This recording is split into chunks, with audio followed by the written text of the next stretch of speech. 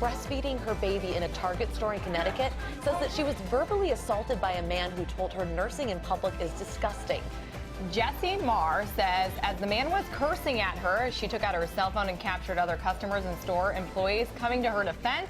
She posted the video on Facebook and it has gone viral. The amount of people coming at me to defend me was amazing, amazing. With all the hate going on in the world, it's pretty ridiculous. I think he needs to know that, and I think other people need to know that too. 2 male Target employees confronted the man and escorted him away from the situation. Now, looking here in Minnesota, 77% of moms start out breastfeeding their child, and by 6 months, 50% of them are still breastfeeding. And I want to start with you first, Angela, because you're a mother of 2.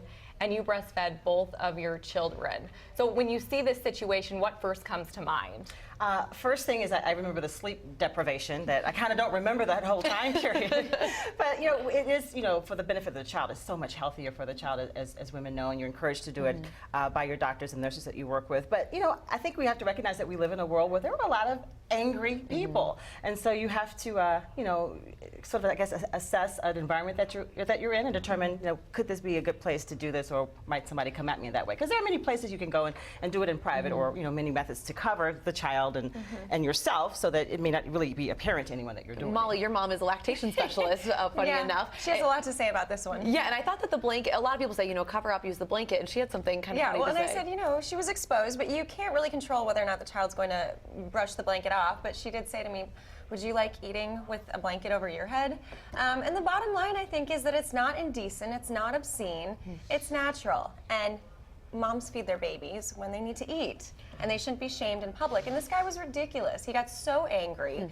There are so many things you can be more angry about. Well, I think when I was watching this video, I was just thinking, this guy was just in a bad mood. He was going to get mad at someone over something, and it just so happened that he took his anger out on this mother who is breastfeeding her child. Yeah, and certainly you have the right to do it, and you know, but you know, there's so many places now that have rooms for moms. You know, even if you go to a shopping mall, many of the bathrooms are outfitted for places where you can do that.